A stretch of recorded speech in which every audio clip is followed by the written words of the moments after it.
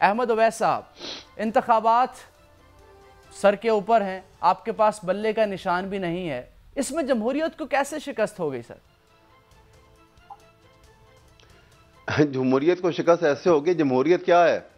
एक एटीट्यूड है कि आपने आवाम की राय को अहमियत देनी है और उसकी राय के मुताबिक फैसला करना है। क्योंकि पाकिस्तान के आइन का प्रियम्बल अगर आपने देखा हो तो प्रियम्बल में यह लिखा हुआ है कि sovereignty lies with Allah to be exercised by the people of Pakistan through its chosen representatives.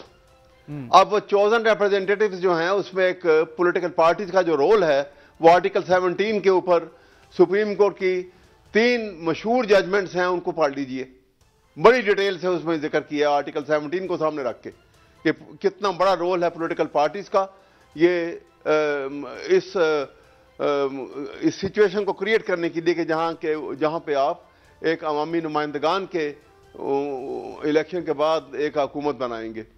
अब यहां पे आपने एक सबसे बड़ी पॉलिटिकल पार्टी को कि जिसके पीछे करोड़ों वोट जो हैं जिसके साथ अटैच हैं, उनको आपने इस राय से महरूम कर दिया इलेक्शन सिंपल के ऊपर। आप अंदाजा लगाइए कि ये कितनी बड़ी आर्बिट्री एक्सरसाइज ऑफ अथॉरिटी है कि आप इलेक्शन सिंबल उनसे लेके उनसे राइट टू फ्रेंचाइज जो है, जो पीपल ऑफ पाकिस्तान का हक है, वो फंडामेंटल राइट्स उनसे आर्टिकल 17 के तहत उसे महरूम कर दिया गया है।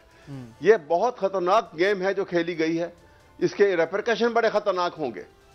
ऐसी जजमेंट या ऐसा इंसाफ जो फितना पैदा कर देगा मुल्क के अंदर, एनार्की पैदा कर देगा और जिसकी वजह से पाकिस्तान में इंस्टेबिलिटी जो है प्रिवेल करेगी, क्योंकि माशी बदहाली पहले है पाकिस्तान में।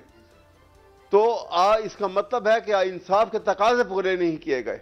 आर्टिकल 187 बड़ा क्लियरली सुप्रीम कोर्ट को यह अथॉरिटी देता है कि आप सब्सटेंशियल जस्टिस के लिए आप कंप्लीट जस्टिस के लिए जा सकते हैं। सर आप कायल क्यों नहीं कर पाए सुप्रीम कोर्ट ऑफ पाकिस्तान को? यही दलाइल आपको देने चाहिए थे वहां पे।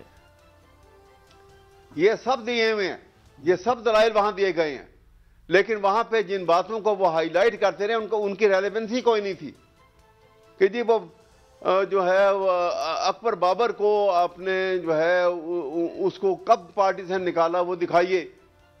चलो भाई, अगर for the sake of argument ये मान लें कि नहीं निकला, चलो वो पार्टी का अभी भी मेंबर है तो आके वो आके इलेक्शन लड़ लेता। चलो नहीं लड़ा अगर इलेक्शन, 14 और आदमी खड़े कर लिए कि जी हमें भी नहीं इसमें हिस्सा लेने दिया गया, तो इसका तरीका ये तो अब 14 लोगों के लिए क्या आप करोड़ों लोगों का आप वो हक एंड रायदेही जो है उससे उसको मारूम कर देंगे? इसका तरीकेकार तो ये होना था कि आप इनको फाइन करके आप कहते कि इलेक्शन में आप पार्टिसिपेट करें और उसके बाद इमीडिएटली डेट फिक्स कर दी जाती कि आप इंटर पार्टी इलेक्शन करवाएं और वहां पे ये इन सब लोगों को भी उसमें पार्टिसिपेट करने सर आपने छुप छुपा के इलेक्शंस क्यों किए? पसनी के अंदर जाके आप लाहौर के में करवा सकते थे, इस्लामाबाद में करवा सकते थे, पेशावर में करवा सकते थे, तो इसमें क्या हर्ज है? देखिए ना, क्या पेशावर पाकिस्तान का हिस्सा नहीं है? यहां पे लाहौर में हो क्या रहा है ये हमें सबको नजर नहीं आता कि यहां के केयरटेकर गवर्नमेंट जो है वो स्वाय इसके कि एक फेयर ट्रांसपेरेंट इलेक्शन के लिए कोई काम करे, वो हर वो काम कर रही है जहां से प्रेजुडिस उसका होकर सामने आए, जहां पार्शियलिटी उसकी सामने आए, जहां वो विक्टिमाइज कर सके हर उस शख्स को जिसका ताल्लुक पीटीआई से है। अब जो कुछ हो रहा है तस्लील, और न सिर्फ यह कि वो वोटर्स की तस्लील हो रही है, खवातीन के साथ जो उनके घरों में जाके सलूक किया जा रहा है, जैसे उनको जेलों में बंद किया जाता है, किस दबाव के तहत और कितने तशद्दुद के साथ उनको मजबूर किया जाता है कि तुम ये स्टेटमेंट दो तो तुम्हें छोड़ देंगे, वरना अगले केस में फिर तुम्हें धर के हम जेल में ले जाएंगे वापस। क्या ये इंसाफ के तकाजे पूरे हो रहे हैं? और क्या इसलिए पंजाब में हम आके इंतखाब करवाते कि यहाँ इनके हाथों विक्टिम बनते? उनकी तो नीयत ये थी, असल में आपको मैं बताऊं उनकी नीयत क्या थी।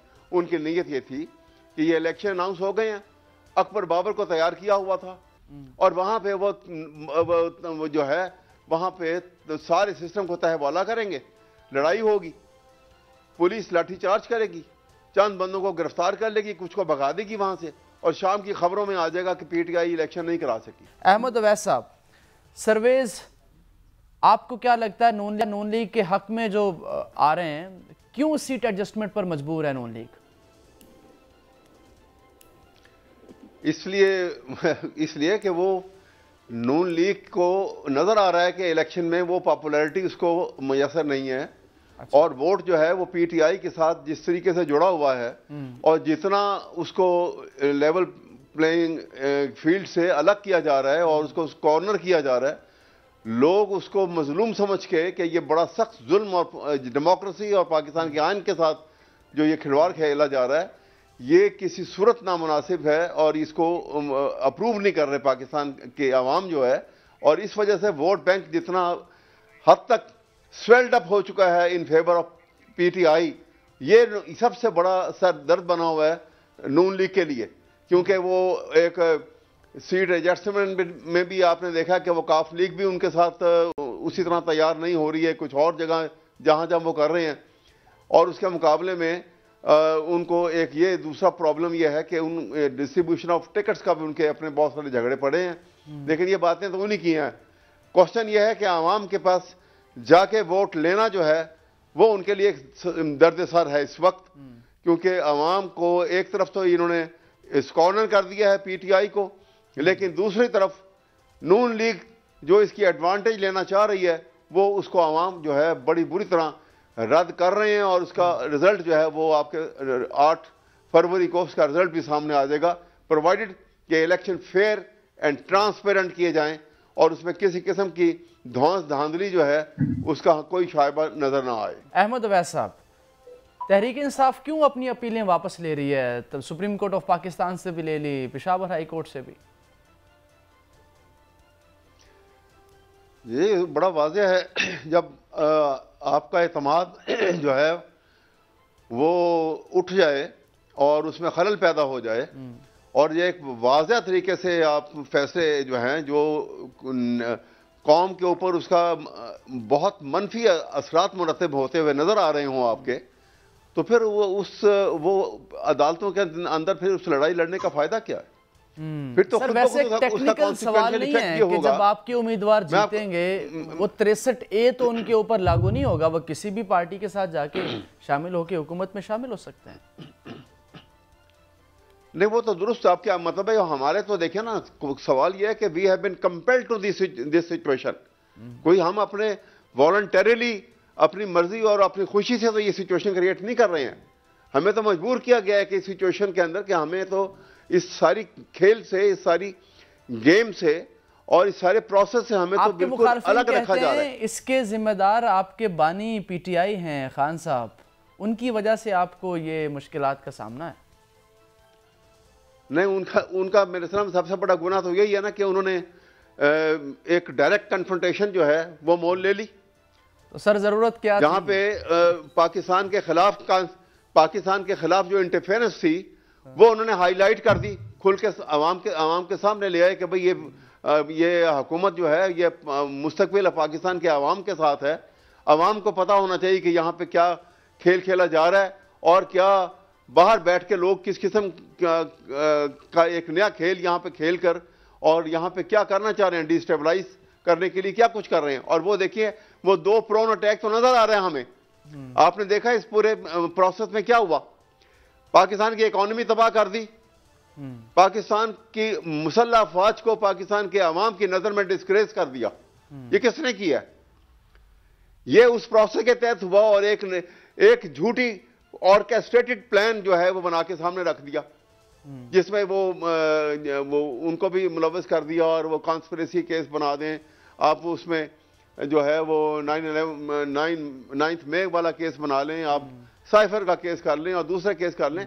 सवाल ये है कि अगर पाकिस्तान में फेयर ट्रांसपेरेंट इलेक्शन नहीं होते हैं, अगर केयर टेकर सेटअप जो है प्रोविंशियल गवर्नमेंट के, अगर वो विक्टिमाइज करने के ऊपर ही अपना जोर लगा रहे हैं इंस्टेड ऑफ कि वो ऐसी सिचुएशन क्रिएट करेंगे जहां पे फेयर ट्रांसपेरेंट इलेक्शन के लिए एक हालात माहौल ऐसा बने कि सारी पार्टी उसके अंदर पार्टिसिपेट करें और जो इलेक्शन जीत के सामने आ जाए उसके रिजल्ट में वो 5 साल हुकूमत करने का हक रखती है वो पार्टी और मामलात जो हैं वो सुधर जाएंगे।